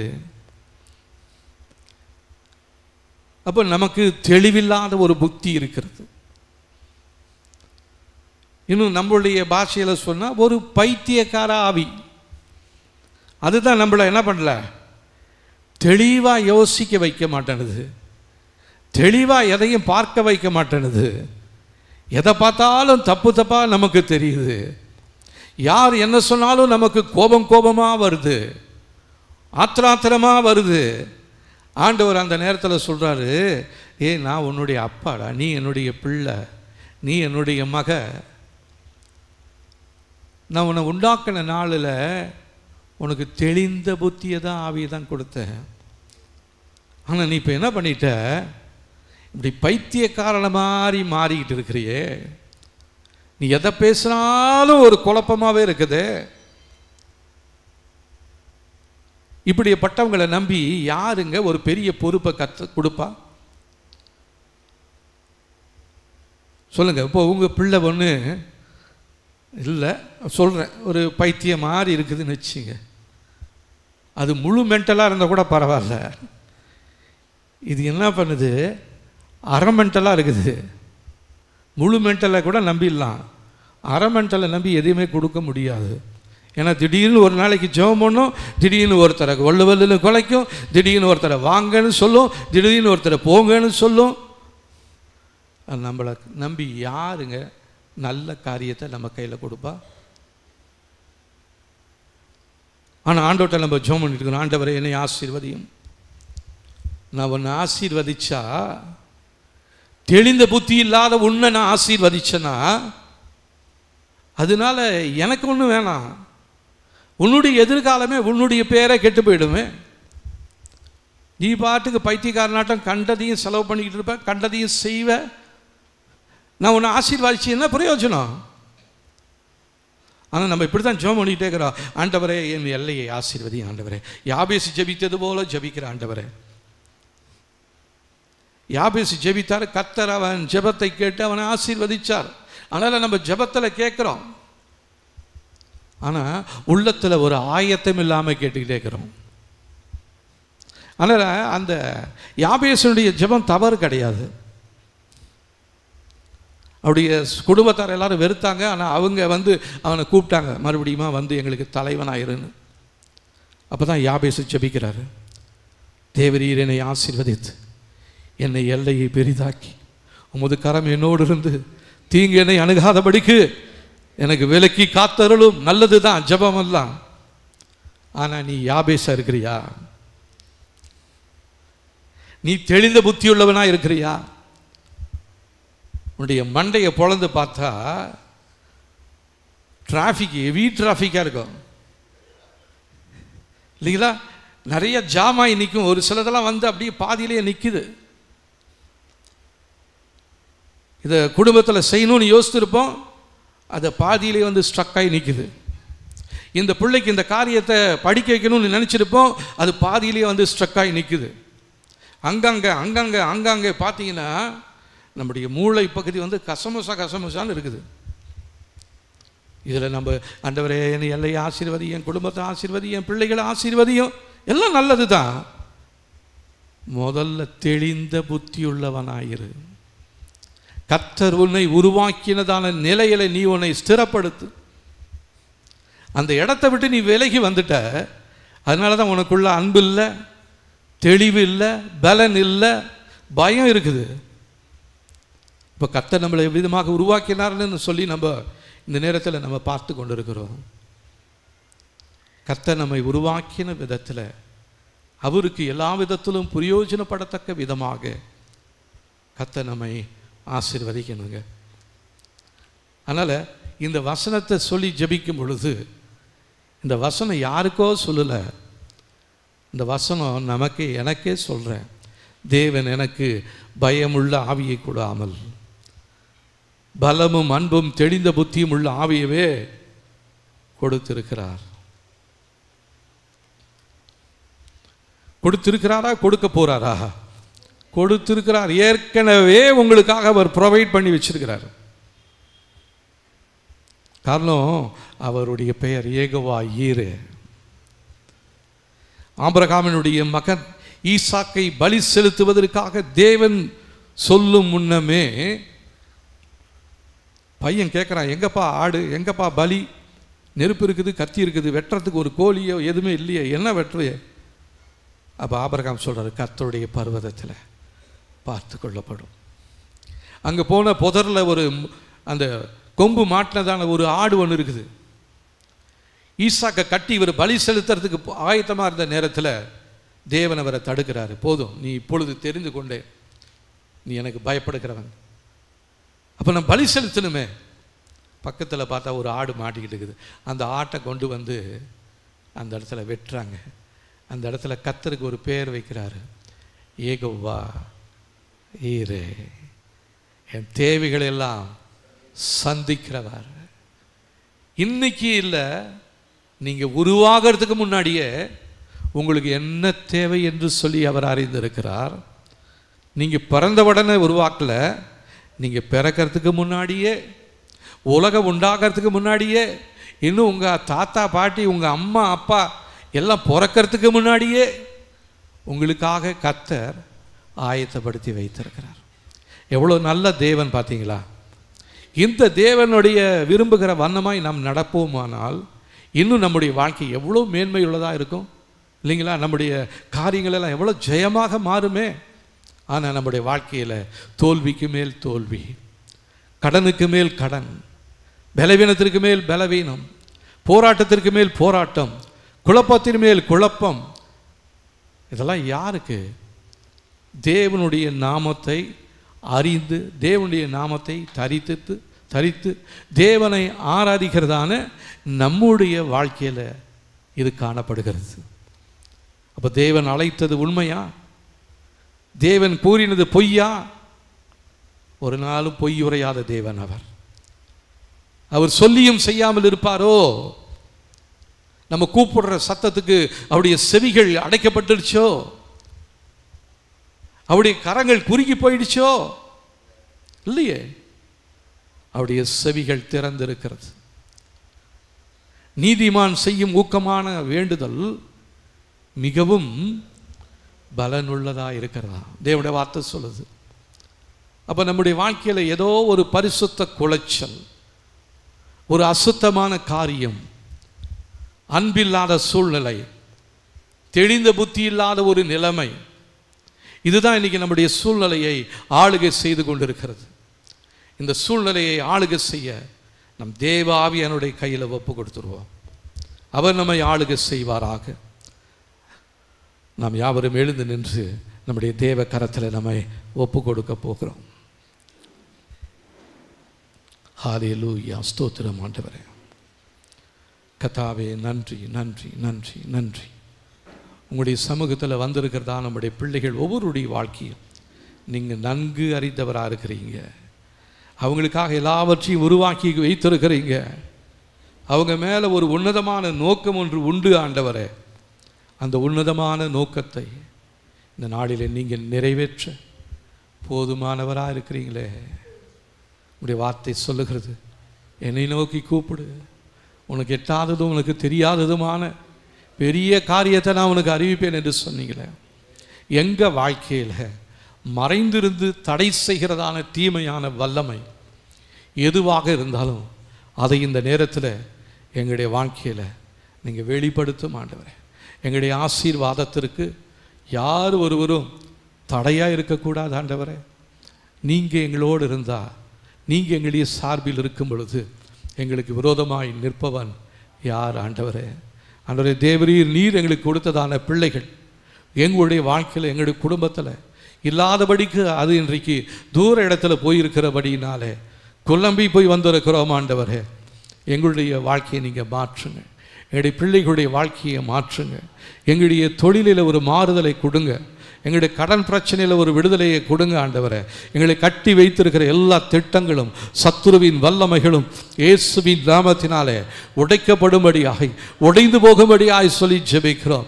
ஹல்லேலூயா. கர்த்தாவே, எங்களுடைய சந்ததி வழியாக, எங்களுடைய அஸ்திபாரத்தின் மூலமாக இருந்து கொண்டு, எங்களுடைய வேர் பகுதியில் இருந்து கொண்டு எங்களுடைய முன்னேற்றத்தை தடை செய்து கொண்டிருக்கிற எல்லா சத்துருவின் வல்லமைகளும் இயேசுவின் நாமத்தினாலே இப்பொழுதே எங்களை விட்டு வெளியேறும்படியாய் சொல்லி ஜெபிக்கிறோம் ஆண்டவரே. கர்த்தர் நீர் எங்களுக்கு விடுதலையை கொடுப்பீராக. ஹல்லேலூயா. உங்களை நம்பி வந்திருக்கிறோம் ஆண்டவரே, உங்களை நம்பி வந்திருக்கிறோம். ஓ ஹல்லேலூயா. அவரை பார்த்து சொல்ல போகிறோம், ஆண்டவர் உங்களுடைய பாதத்தை நம்பி வந்திருக்கிறேன், உங்களை தேடி வந்திருக்கிறோம். எங்களுடைய குடும்பத்தின் சூழ்நிலைகள் எல்லாம் உங்களுக்கு தெரியும் ஆண்டவரே. எங்களுக்கு எதிராக இருக்கிற சத்துருவின் வல்லமைகள் எங்களுக்கு தெரியும் ஆண்டவரே. அது எல்லாம் மாறும்படியாக நாங்கள் இப்பொழுது உங்களுடைய சமூகத்தில் உங்களை தேடி வந்திருக்கிறோம் ஆண்டவரே. நீர் எங்களை ஆசீர்வதிக்கும்படியாய் இந்த நேரத்தில் நாங்கள் எங்களை ஒப்பு கொடுக்கிறோம் என்று சொல்லி இந்த பாடலை நாம் பாட போகிறோம். ஓ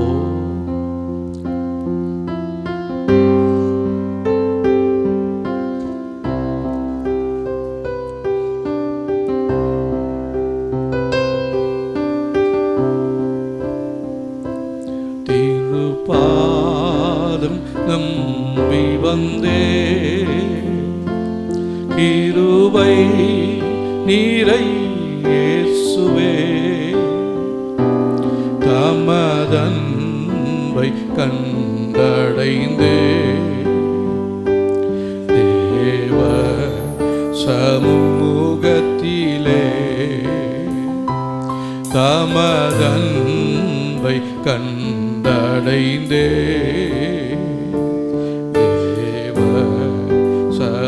சமூகத்திலே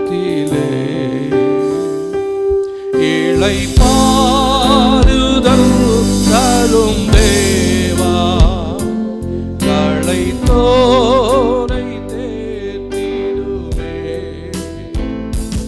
இளை பாருதல் தரும் தேவா, களை தோரை தேற்றிடுமே. சிலுவை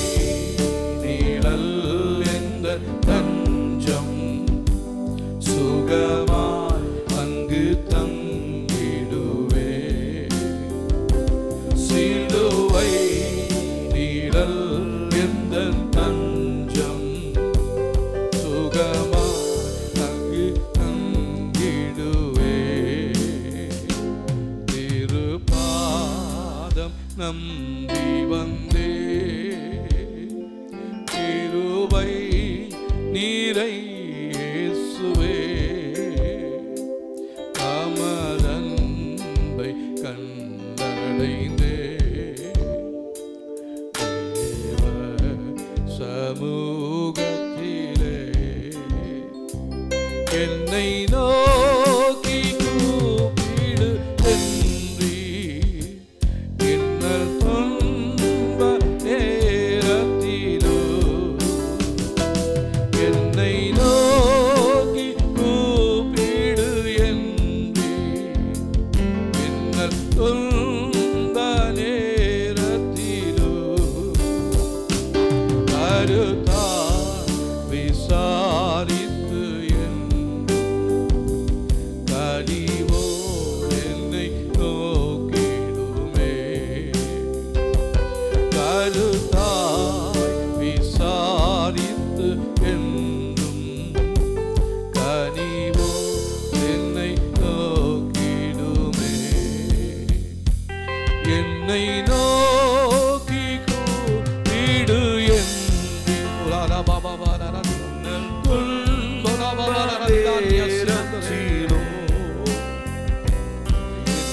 நோக்கி கூப்பிடு என்று என்ன துன்ப நேரத்திலோ கருத்தாய் விசாரித்து என்றோ கனிவோடு என்னை நோக்கிடுமே கருத்தாய் விசாரித்து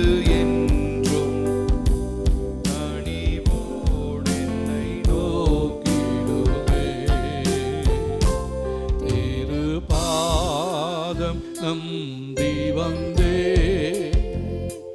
கிருபை நீரை இயேசுவே தமதன்பை கண்டடைந்தே தேவ சமூகத்திலே தமதன்பை கண்டடைந்தே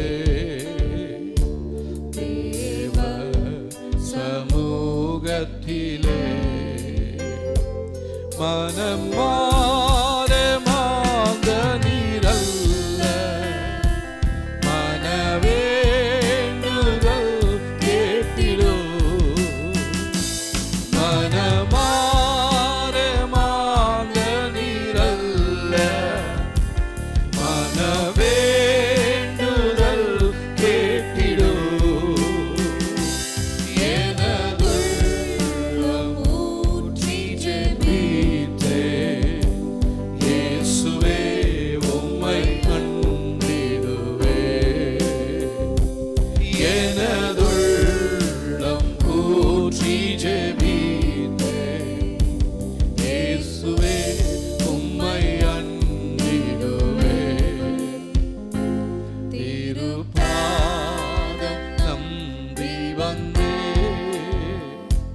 கிருபை நீரை இயேசுவே தமதன்பை கண்டடைந்தே தேவ சமூகத்திலே தமதன்பை கண்டடைந்தே தேவ சமூகத்திலே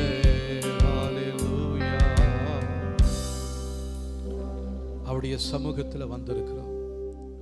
அவரை நோக்கி கூப்பிடுவோம், அவரை நோக்கி கதறுவோம். ஆண்டவரே, என் வாழ்க்கையில தடைகளை ஏற்படுத்தி கொண்டிருக்கிற, என் அஸ்திபாரத்தில் மறைந்திருக்கிற, என் வேர்பகுதிகளிலே கிரியை செய்கிறதான சத்துருவின் வல்லமைகள் எதுவென்று சொல்லி எனக்கு வெளிப்படுத்துங்க ஆண்டவரே. அதை அறியாதபடியினாலே புரியாதபடியினாலே நான் சிக்கி கொண்டிருக்கிறேன் ஆண்டவரே. உம் மண்டையில நெருங்கி வர வேண்டும் என்று என்னுடைய ஆசை தான். ஆனால் உங்களை நெருங்க முடியாதபடிக்கு என்னுடைய வாழ்க்கையிலேயே இருந்து கொண்டு எங்களுக்கு எதிராக கிரியை செய்கிறதான எல்லா சத்துருவின் வல்லமைகளும் இயேசுவின் நாமத்தினால எங்களுடைய வாழ்க்கையை விட்டு வெளியேறும்படியாக சொல்லி ஜெபிக்கிறோம். எங்களுடைய வாழ்க்கையில ஆசீர்வாதத்தை சுதந்திரித்துக் கொள்ள முடியாதபடிக்கு காணப்படுகிற தடைகள் இயேசுவின் நாமத்தினாலே எங்களுடைய வாழ்க்கை விட்டு வெளியேறும்படியாக ஒப்பு கொடுத்து செபிக்கிறோம். எங்களுடைய வாழ்க்கையில எல்லைகளில காணப்படுகிற உடைந்து போயிருக்கிற பகுதிகள் இயேசுவின் நாமத்தினாலே அடைக்கப்படுவதாக. இயேசுவின் நாமத்தினாலே, இயேசுவின் இரத்தத்தின் வல்லமையினாலே எங்களுடைய எல்லைகளில காணப்படுகிற எல்லா உடைந்து போன பகுதிகளும் இயேசுவின் நாமத்தினாலே அடைக்கப்படுவதாக. கர்த்தாவே, நீர் எங்களுக்கு பயத்தின் ஆவியை கொடுக்கலையே, பலத்தையும் அன்பையும் தெளிந்த புத்தியும் உள்ள ஆவியவே கொடுத்திருக்கிறீங்க ஆண்டவரே. நீங்க கொடுத்ததான அந்த பலமும் அன்பும் தெளிந்த புத்தியும் உள்ள ஆவி, அந்த தைரியத்தின் ஆவி இயேசுவின் நாமத்தினால் பிள்ளைகளுடைய வாழ்க்கையில இந்த நாட்களிலே நிரப்பும்படியாய் சொல்லி ஜெபிக்கிறேன். காணப்படுகிறதான எல்லா சூழ்நிலைகளுக்கு மத்தியில நீர் உம்முடைய பிள்ளைகளை உயர்த்தி நிறுத்த நீர் போதுமானவராக இருக்கிறீங்க ஆண்டவரே. நீ விழுந்துட்டேன்னு சொல்லி, ஆண்டவரே நீ கீழே விழுந்துட்டேன்னு சொல்லி மறுபடியும் எங்களுடைய காதுகளில் கேட்கிற சத்தங்கள் இயேசுவின் நாமத்தினால எங்களை விட்டு அகன்று போவதாக. சத்துருவே, நீ என்னை குறித்து மேன்மை பாராட்டாதே. நான் கீழே விழுந்தாலும் என்னுடைய தேவன் என்னை தூக்கி எடுத்து நிறுத்த வல்லவராய் இருக்கிறார். நான் இருளில் இருந்தாலும் என்னுடைய தேவன் என்னுடைய வெளிச்சமாய் இருக்கிறார். ஆகவே நான் மரண இருளின் பள்ளத்தாக்கிலே நடந்தாலும் பொல்லாப்புக்கு பயப்பட போவது இல்லை. நன்மையும் கிருபையும் எங்களுடைய ஜீவனுள்ள நாட்கள் எல்லாம் எங்களை பின்தொடர்ந்து வருவதற்காக நன்றி சொல்கிறேன் ஆண்டவரே. தைரியத்தை கொடுப்பீராக, தைரியத்தை கொடுப்பீராக, பலத்தை கொடுப்பீராக. பலனில்லாதபடி வந்திருக்கிற பிள்ளைகள் ஒவ்வொருடைய வாழ்க்கையிலும் தேவ பலனானது இந்த நாளில் அதிகமாய் செயல்படும்படியாய் சொல்லி ஜெபிக்கிறேன். அன்பில்லாத இருதயத்துக்குள்ளாக அன்பை நீர் இந்த நாளில ஊற்றும்படியாய் சொல்லி ஜெபிக்கிறேன். தெளிந்த புத்தியுள்ள ஆவியை கர்த்தரை கொடுங்க ஆண்டவரே. இனி இந்த உலகத்துக்குள்ளாக கடந்து போகும் பொழுது ஆண்டவரே, இவர்கள் உமக்காக உழைக்கிறவர்களாய், உமக்காக ஓடுகிறவர்களாய், உம்முடைய ராஜ்யத்தை கட்டுகிறவர்களாய் கர்த்தர் இவர்களை பயன்படுத்துவீராக. இதன் மூலமாய் வருகிற மகிமை எல்லாம் இயேசு ராஜா ஒருவருக்கே நாங்கள் செலுத்துகிறோம். இந்த நாளிலே இந்த வார்த்தை கேட்டுக்கொண்டிருக்கிற நம்முடைய பிள்ளைகளுக்காக நன்றி ஆண்டவரே. யார் எந்த இடத்துல கேட்டுக்கொண்டிருந்தாலும் இந்த வார்த்தைகள் அவர்களுடைய வாழ்க்கையில அவளை பலப்படுத்துவதாக. பயத்தினாலே நிறைந்திருக்கிற இருதயத்தில் தேவனுடைய சமாதானம் இப்பொழுது இறங்கும்படியாய் சொல்லி ஜெபிக்கிறேன் ஆண்டவர். ஓ ரதபவரதியா ஷதுரானி அஸ்யா யாதுரோதுரனா மமரதியா ஷதுரானி அஸ்யா ரதுலாதுலோதுலனா மரகதுலானி அஸ்யா துரேனியா ரேதிரேனியா ஷந்துலானி மதுஷபரதியா அஸ்யா. உன்னுடைய குறைவை நினைத்து நீ கலங்காதே. குறைவுள்ளவனாய் இருக்கிறதான உன்னை நான் நிரம்பி வழிய செய்ய போகிற கர்த்தராக இருக்கிறேன். உன்னுடைய எல்லைகளில் ஆசீர்வாதத்தை கொடுத்து உன்னை நிரம்பி வழிய செய்ய போகிறேன். உன்னுடைய ஆசீர்வாதம் மற்றவர்களுக்கும், உன்னோடு பழகுகிறவர்களுக்கும், உன்னுடைய குடும்பத்தாருக்கும், உன் சந்ததிக்கும் அது திரளாய் பெருகும்படியாக செய்கிறதான தேவன் நான் உன்னோடு இடைப்படுகிறேன். தேவையில்லாத கலக்கங்களை, குழப்பங்களை கொண்டு வருகிற சத்துருவின் வல்லமையே இயேசுவின் நாமத்தினாலே பிள்ளைகளுடைய சிந்தையை விட்டு வெளியே போ என்று சொல்லுகிறேன். இருதயத்தில் தேவ சமாதானம் பெருகும்படியாய் ஒப்பு கொடுத்து செபிக்கிறான். Hallelujah, hallelujah, hallelujah. தேவ சமாதானம் கிருபையே, தேவ சந்தோஷமும் நிறைவாக, ஆசீர்வாதங்கள் தங்கிடவே தேவன் அருள் செய்வாரே. தேவாசீர்வாதங்கள் தங்கிடவே தேவன் அருள் செய்வாரே. தேவ சமாதானம் கிருபையே, தேவ சந்தோஷம் நிறைவாக, தேவாசீர்வாதங்கள் தங்கிடவே தேவன் அருள்வாரே. தேவாசீர்வாதங்கள் தங்கிடவே தேவன் அருள்வாரே. ஆணி கடாவின கரமாதே அன்போடு உன்னை அணைக்கின்றதே.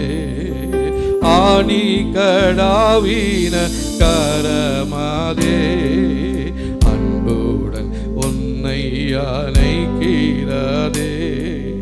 வல்லமை உன் மீதில் பாய்ந்திடவே கர்த்தர் வலக்கை நீட்டுகின்றார். வல்லமை உன் மீதில் பாய்ந்திடவே கர்த்தர் வலக்கை நீட்டுகின்றார். தேவ சமாதானம் கிருபையே தேவ சந்தோஷமும் நிறைவாயே தேவாசீர்வாதங்கள் தங்கிடவே தேவன் அருள் செய்வாரே. இத்தனை ஆண்டுகள் சுமந்தாரே இன்றைக்கும் உம் இயேசு மாறிடாரே. இத்தனை ஆண்டுகள் சுமந்தாரே இன்றைக்கும் உம் இயேசு மாறிடாரே. கலங்காதே திகையாதே என் உள்ளமே கர்த்தர் துணை நிற்கின்றார். கலங்காதே திகையாதே என் உள்ளமே கர்த்தர் துணை நிற்கின்றார். தேவ சமாதானம் கிருபையே தேவ சந்தோஷமும் நிறைவாயே தேவாசீர்வாதங்கள் தங்கிடவே தேவன் அருள்வாரே. கன்மலை மேல் வீட்டை கட்டுவாயே கர்த்தரின் கற்பனை கைக்கொள்வாயே.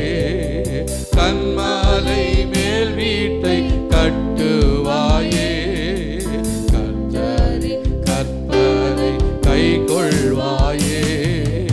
உத்தம சாட்சியாய் நின்றலங்குவாயே ஊழியம் செய்குவாயே. உத்தம சாட்சியாய் நின்றிலங்குவாயே ஊழியம் செய்குவாயே. நல்ல தீர்க்காயுள் பெருகிடவே ஜீவனும் பெற்றிடவே பக்தர்கள் பந்தியில் பங்கடைந்திடவே அவன் தயை புரிவார். பக்தர்கள் பந்தியில் பங்கடைந்திடவே அவன் தயை புரிவார். வாழ்நாளெல்லாம் களி கூர்ந்திடவே பாடாத கிருபை என்றென்றுமே. வாழ்நாளெல்லாம் களி கூர்ந்திடவே பாடாத கிருபை என்றென்றுமே. திகையாதே கலங்காதே உன் தேவனே நித்தமும் நடத்துவார். திகையாதே கலங்காதே உன் உள்ளமே கர்த்தர் துணை நிற்கின்றார். கர்த்தர் நம்மோடு இருக்கிறார். சகல நாட்களும் அவர் நம்மோடு இருந்து நம்மை வழிநடத்த போதுமானவராக இருக்கிறார். குறைப்பட்ட நேரத்திலும் பலவீன நேரத்திலும் சஞ்சலம் நிறைந்த நேரத்திலும் எல்லாராலும் கைவிடப்பட்ட சூழ்நிலையிலையும் கர்த்தர் நம்மை விட்டு விலகாதவராய் நமக்கு கொடுத்த வாக்குத்தத்தங்களை நம்முடைய வாழ்க்கையில் நிறைவேற்ற அவர் உண்மையுள்ளவராயிருக்கிறார். அவரை நம்பி அவருடைய சமூகத்தில் அவருடைய கரத்தில் நம்மையும் நம்முடைய வாழ்க்கையும் நம்மையும் நம்முடைய குடும்பத்தையும் நம்மையும் நம்முடைய எதிர்காலத்தையும் நம்மையும் நம்முடைய சந்ததியும் ஒப்பு கொடுத்து விடுவோம். அவரிடத்தில் ஒப்பு கொடுத்துருங்க. ஆண்டவரே, எங்களை நாங்கள் முழுவதுமாக உங்களுடைய கரத்தில் நாங்கள் அர்ப்பணிக்கிறோம். தேவன் தாமே தொடர்ந்து நடத்துவீராக. இதன் மூலமாய் வருகிற மகிமை கனம் எல்லாம் இயேசு ராஜா ஒருவருக்கே நாங்கள் செலுத்துகிறோம். நீர் எங்களை அழைத்தது உண்மையாண்டவரே. நீர் எங்களுக்கு பயமுள்ள ஆவியை கொடுக்கல ஆண்டவரே. பலமும் அன்பும் தெளிந்த புத்தியும் உள்ள ஆவியே கொடுத்திருக்கிறீர். அந்த ஆவியானவர் நீர் இந்த நாட்களில் எங்களுடைய பயத்திலிருந்து எங்களுக்கு விடுதலையாக்கி, எங்களை பலத்தை கொடுத்து, எங்களுக்கு அன்பை கொடுத்து, தெளிந்த புத்தியை கொடுத்து எங்களை வழி நடத்துவீராக. எல்லா மகிமை உமக்கே செலுத்துகிறோம். இயேசுவின் நாமத்தில் ஜெபிக்கிறோம் நல்ல பிதாவே. ஆமென், ஆமென்.